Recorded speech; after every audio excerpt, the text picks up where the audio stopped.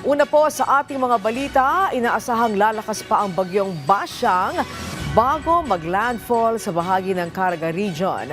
At hindi lamang isang beses inaasahang tatama sa kalupaan ng bagyo. Ang update niyan at ang mga lugar na nasa ilalim ng signal numbers 1 at 2, alamin natin kay Pag-asa Weather Specialist Benison Estareja. Magandang hapon, Angelique. Ngayon din sa ating mga taga-subaybay, meron tayong update regarding kay Tropical Storm Basyang. Huli itong namataan kaninang alas 10 ng umaga, 295 kilometers kailangan ng Surigao del Sur. Taglay ang hangin na 65 kilometers per hour malapit sa gitna, pagbugso hanggang 80 kilometers per hour at kumikilos pa kanluran at 25 kilometers per hour. Maglalandfall po itong si Bagyong Basyang mamayang gabi or bukas ng madaling araw dito po sa may Surigao del Sur.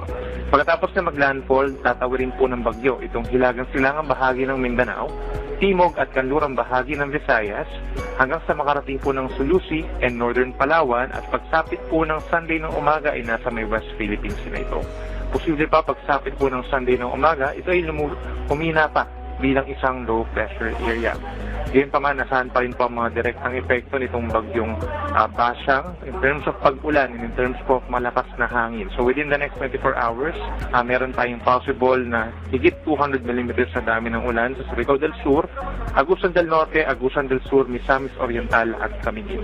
Meron naman tayong 100 to 200 mm or yung mga heavy to intense na ulan sa Siquijor, Bohol, Southern Leyte, Dinagat Island, Surigao del Norte, Misamis Occidental, Lanao del Norte, Bukidnon, at lagi sa Davao del Norte, Davao de Oro at Davao Oriental. Habang 50 to 100 mm naman sa susunod na 24 oras over Negros Occidental, Negros Oriental, Cebu, Leyte, Eastern Samar, Zamboanga del Norte, Lanao del Sur, Cotabato at Davao del Sur.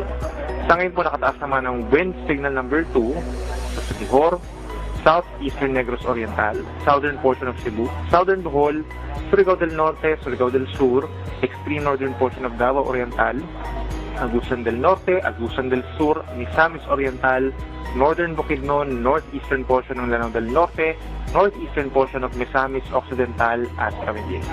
Signal number 1 naman sa Cagayancillo and Cuyo Islands, ganyan sa southern portion ng Eastern Samar, southern portion of Samar, Biliran, Leyte, southern Leyte, rest of Bohol, rest of Cebu, rest of Negros Oriental, ganyan sa Negros Occidental, Guimaras, Iloilo, Capiz, Aklan at Antique.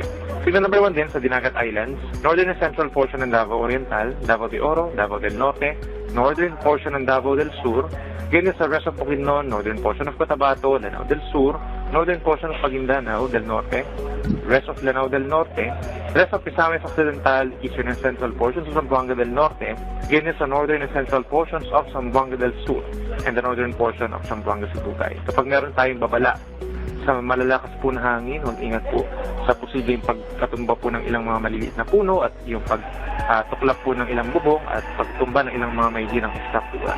Pagdating naman sa mga pag-ulan, kapag po nagpatuloy ang malalakas sa ulan, posible ang malawakang pagbaha, pagtapon ng mga ilog at sa mga mountainous areas, possible din po ang pagguho ng lupa. Pagdating naman sa mga temperatura, andyan pa rin po yung amihan dito sa may Luzon at dadala pa rin po ng mabababang temperatura lalo na sa madaling araw. Pinakamababa po dito sa may La Trinidad, Benguet, 10.5 degrees Celsius kanina. Tinunda naman ng Baguio City at 11.6 degrees at sa Tanay Rizal, 17.9 degrees Celsius. Over Metro Manila po, nakapagtala din tayo ng mababang temperatura kanina madaling araw, nasa 19.4 degrees Celsius. Expected pa rin natin na sa mga susunod na araw, meron pa rin tayo maitatala ng mga mabababa at malalamig na temperatura dahil po yan sa amihan dito sa malaking bahagi ng Luzon. Narito naman nalagay ng ating mga datos.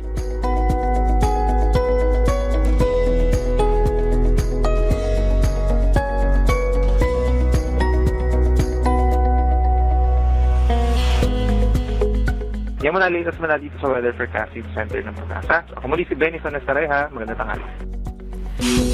Maraming salamat, Pag-asa Weather Specialist Benison Estareja.